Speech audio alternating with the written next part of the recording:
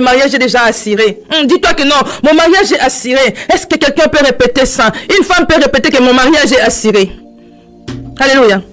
Mon mariage est assuré. C'est le monde qui nous appelle des femmes célibataires, des femmes seules. Mais notre identité spirituelle, nous sommes des épouses. Nous allons lire la parole de Dieu. Isaïe 54, verset 5. Car ton Créateur est ton époux, Éternel des armées est son nom. Et ton Rédempteur est le Saint d'Israël. Il se nomme Dieu de toute la terre. Ton Créateur est ton époux. Alléluia. Même si vous n'avez pas encore un mari physique, mais sachez-le que non, vous êtes épouse. Nous devons premièrement, en tant que célibataire, en tant qu'une femme seule, se considérer toujours comme des épouses. Amen. Nous devons toujours se considérer comme des épouses. Nous ne devons pas porter ce nom-là, mettre à quelqu'un, non, je suis célibataire, je suis seule. Car l'Éternel a dit, il n'est pas bon que l'homme soit seul. Il ne peut jamais vous laisser seul. Même si vous n'êtes pas encore marié physiquement, mais vous n'êtes pas seul. Nous ne sommes pas seuls. Premièrement, nous sommes des épouses. Nous devons premièrement considérer l'époux spirituel avant de se marier avec l'homme, l'époux physique. Nous devons considérer notre d'abord alliance, notre relation avec Dieu. Bien-aimé, si vous reconnaissez que non, vous êtes épouse du Christ, vous allez marcher honnêtement. Vous allez marcher, quoi que vous soyez femme célibataire, quoi que vous soyez femme divorcée, vous allez continuer à marcher comme une femme mariée. Pourquoi? Parce que vous n'êtes pas libre pour marcher comme une prostituée. Parce que tant de femmes aujourd'hui ne supportent pas le célibat. Tant de femmes aujourd'hui ne supportent pas un temps de la solitude. Elles se laissent aller à n'importe qui. Pourquoi? Parce qu'elles se croient seules. Alléluia. Nabala Yesu, c'est ça. Elles se croient seules. Alléluia. Voilà pourquoi elles se laissent aller à n'importe qui. Elles font n'importe quoi. Parce que pour elles, elles sont seules. Mais celles qui considèrent leur époux, les créateurs, Jésus-Christ et le Seigneur, elles ne marchent pas comme des femmes libres. Elles ne marchent pas comme des femmes libres. Parce que nous sommes premièrement occupés avec le Seigneur. Nous devons faire en sorte qu'en étant célibataire, de chercher à plaire au Seigneur. De chercher à plaire premièrement à notre époux. Parce que c'est que la femme est là pour plaire à son mari.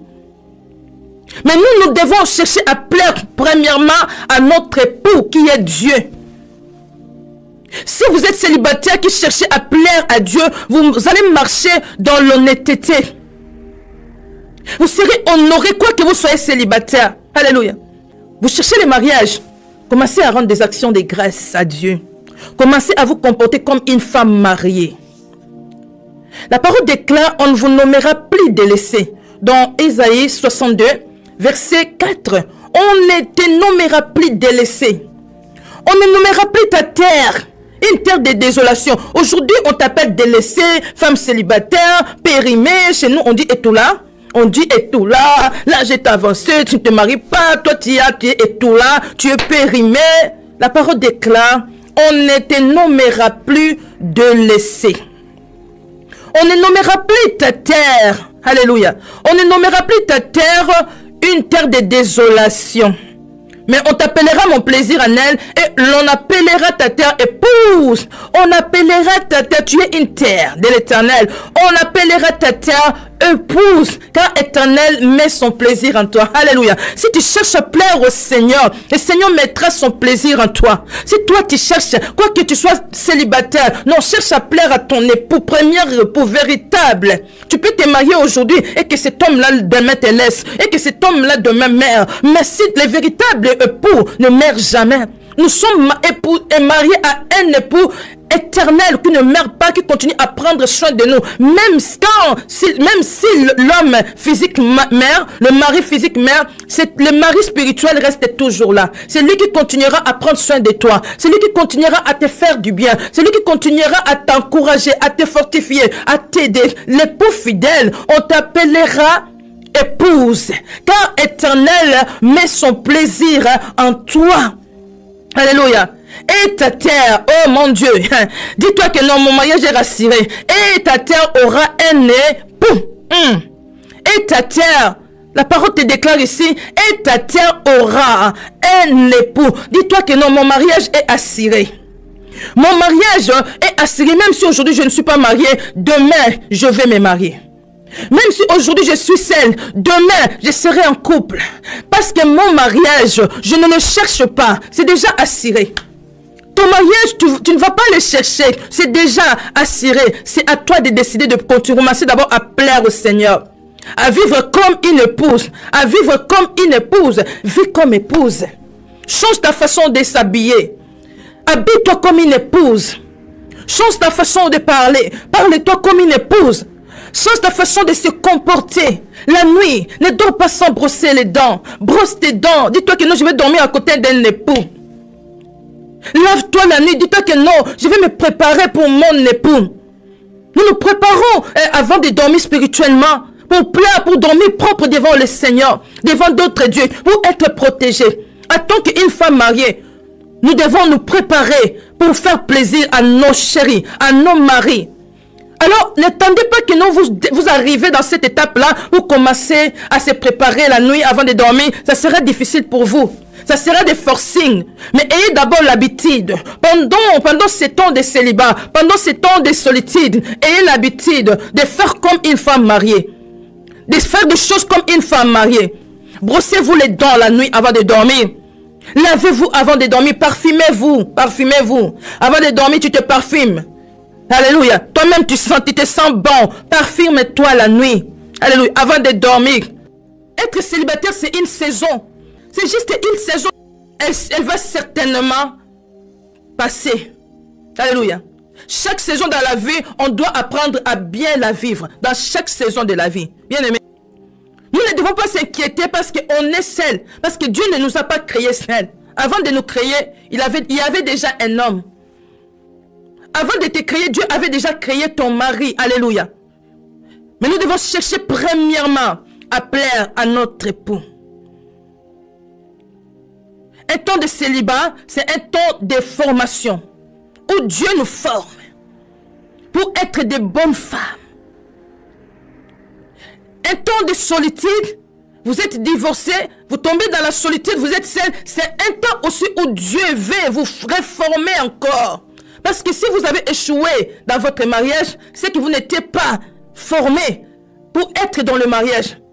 Vous n'étiez pas formé pour être dans le mariage. Voilà pourquoi Dieu permet encore que non, vous ayez un temps de réformation. De se former avant de vous donner encore l'homme de votre destinée. Parce que le mariage ne fait pas le bonheur. Ce n'est pas l'homme qui fait le bonheur de la femme. Notre bonheur, c'est Dieu. Pendant qu'on est seul, on doit être heureuse avec premièrement Dieu. Nous devons être heureuses avec Dieu. Si vous n'êtes pas heureuse, vous n'avez pas le bonheur. Ce n'est pas dans le mariage que vous allez le trouver. Non. Ce n'est pas dans le mariage que vous allez le trouver. Vous allez trouver le bonheur. Que ce n'est pas dans le mariage que vous deviendriez heureuse. Non, ce n'est pas dans le mariage. C'est premièrement avec Dieu. Pendant que vous êtes seul physiquement, vous devez vous réjouir en ayant Dieu dans votre vie. Alléluia. En étant épouse de Christ, vous devez être joyeuse. Parce que vous êtes premièrement épouse de Christ. Nous qui avons accepté Christ, nous ne devions pas vivre comme le monde vit. Le monde s'inquiète. Comment je vais me marier comme... Dieu sait. Dieu s'inquiète de vous plus que vous-même. Dieu s'inquiète de nous parce que c'est lui qui a dit. Ce n'est pas la femme qui a dit il n'est pas bon. L'homme qui a dit il n'est pas bon. C'est Dieu qui a vu que non, c'était pas bon que l'homme soit seul. Dieu désire que nous nous marions plus que même nous-mêmes là. C'est Dieu qui désire cela. Mais il cherche à nous former parce qu'il n'aime pas que non, quand il te bénit, que la bénédiction te suit avec les chagrins, que dans le mariage tu commences maintenant à se lamenter, à pleurer, à faire ça, à se plaindre encore. Non. Voilà pourquoi lorsque Dieu cherche à faire quelque chose, il prend son temps. Il cherche à nous former premièrement, nous enseigner pour que la bénédiction là ne se suit en aucun chagrin. Il n'est pas bon que l'homme soit seul. Le mariage est pour nous. Dieu nous les a donnés pour le bien de l'homme. C'est pour notre bien d'être avec une personne à côté. La parole déclare Si deux personnes couchent ensemble, ils n'auront pas froid. Mais si tu couches seul, tu auras froid. Si deux personnes travaillent ensemble, vous êtes en couple, vous travaillez, vous aurez quand même un bon salaire. Mais seul, tu ne peux pas. Il n'est pas bon, Dieu le sait. Et il est occupé de vous préparer un bon mari qui va vous soutenir dans ce que vous faites, dans ce que vous aimez. C'est à vous de s'attacher à Dieu. C'est à vous de demeurer dans la présence de Dieu. C'est à vous de chercher à plaire premièrement au Seigneur. C'est à vous de vous considérer comme une épouse du Seigneur qui n'a pas droit à l'erreur, qui n'a pas droit de faire n'importe quoi parce que non, tu es seul. Non, tu peux passer à n'importe quel homme. Tu peux sortir à n'importe quel homme parce que vous êtes seul. Non, ne vous considérez pas seul. Ne vous considérez pas une femme libre que toutes les personnes peuvent prendre. Ne vous considérez pas. Si vous vous considérez que non, vous êtes libre, vous allez faire n'importe quoi. Vous allez faire n'importe quoi. Mais si vous vous considérez comme une épouse, vous n'aurez pas besoin de faire n'importe quoi. Hein? Vous allez se respecter vous-même parce que vous êtes épouse de Christ. Vous allez marcher dans la sainteté parce que vous êtes épouse de Christ. Et vous êtes dans ces temps-là. Cherchez à être joyeux.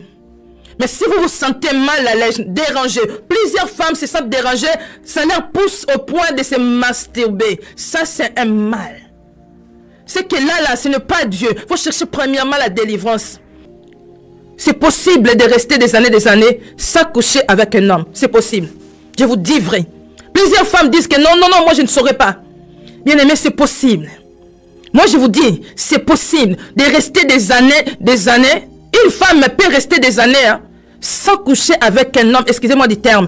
Une femme peut supporter des années. Des hommes, je ne sais pas pour les hommes, je ne suis pas un homme. Mais on me dit que non, c'est difficile. C'est difficile d'un homme de rester une semaine ou un mois sans toucher une femme. Mais une femme a la capacité. Si cela ne vous arrive pas, si vous n'êtes pas capable de supporter un mois, 2 mois, une année, sans rester avec un homme, vous deviez encore beaucoup prier. Une femme a la capacité. Une femme a la capacité de rester 10 ans. Je vous dis cela. Une femme a la capacité de rester 5 ans, 10 ans, sans être avec un homme. Une femme a cette capacité. Cherchez à plaire à Dieu. Ne marchez pas dans l'impudicité. Plusieurs femmes aujourd'hui implorent Dieu pour avoir le mariage. Mais elles sortent avec d'autres hommes. Mais elles cherchent le mariage. Elles ont des gens qui sont à leur côté. Mais elles cherchent encore le mariage. Elles mangent de l'argent des hommes d'autrui. Elles cherchent le mariage. Nous devions être sincères envers Dieu. Vous vous dites célibataire. Devant Dieu, soyez aussi seul. Devant Dieu physiquement, soyez aussi seul. Le temps de célibat, ce n'est pas un temps maudit. Ce n'est pas un temps de malédiction. Ce n'est pas une malédiction d'être célibataire. Ce n'est pas une malédiction. Si vous êtes réellement dans le Seigneur, si vous marchez vraiment avec le Seigneur, ce temps-là, ce n'est pas un temps maudit. Mais c'est un temps de formation. Vous devez prendre ce temps-là comme un temps de formation. Mais pas un temps où vous êtes maudit. Parce que Dieu nous a déjà libérés.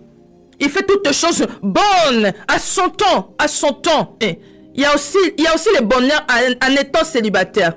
N'est-ce pas, Vanessa Tchala? Il y a aussi les avantages. Hein? Il y a aussi des avantages. Hein? Être célibataire, il y a des avantages. Il y a des désavantages. Être marié, il y a des avantages. Il y a aussi des désavantages. Dans tous les deux cas, il y a des avantages. Il y a des désavantages. Est-ce que vous pouvez bien écouter ça? Être célibataire, il y a aussi des avantages. Même si aujourd'hui tu es là, tu dis, ah, je ne vais pas préparer. Personne ne va te dire, ah, je ne vais pas manger aujourd'hui, j'ai laissé mon argent, moi je t'ai épousé. Personne ne va crier sur toi. Alléluia. Si tu dis aujourd'hui, je vais dormir sans se laver, personne ne va dire, ah non, tu vas te dormir comme ça, tu ne vas pas t'inquiéter parce que tu as dormi sans se laver. Pourquoi? Parce qu'il y a un homme là. Il y a des avantages. Tu ne seras pas sous l'autorité d'une personne. Tu seras libre de faire ce que toi tu veux, mais en marchant dans l'obéissance. Il y a des avantages.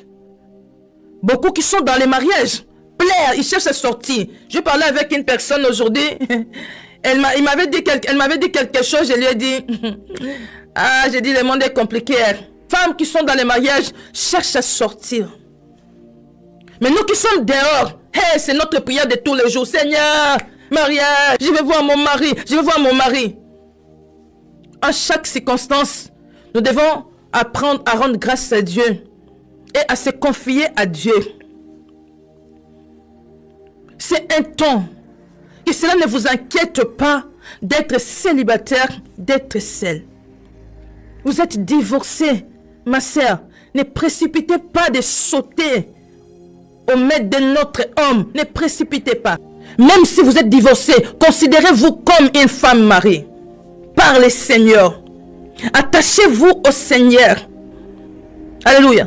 Pour que Dieu puisse se restaurer, il est capable de restaurer ce qui a été détruit. Il est capable de restaurer ce que le malin avait tué dans votre vie. Votre mariage véritable que le malin avait tué. Dieu est capable de le restaurer. De le restaurer. Il est capable de tout, de toucher le cœur de l'homme qui était détourné vers une autre femme. Dieu est capable. Alléluia.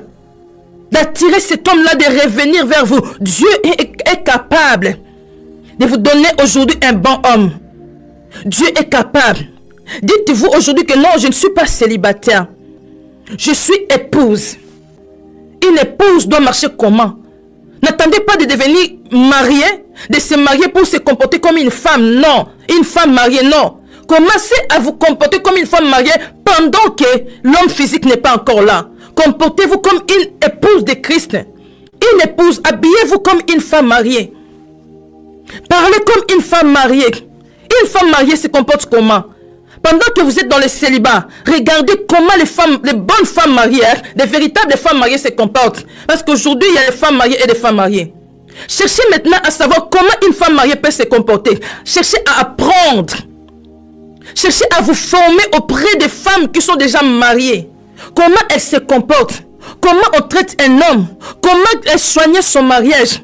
Comment garder son mariage. Comment bâtir une maison. Cherchez pendant ces temps de célibat. Cherchez à apprendre. N'attendez pas le jour J.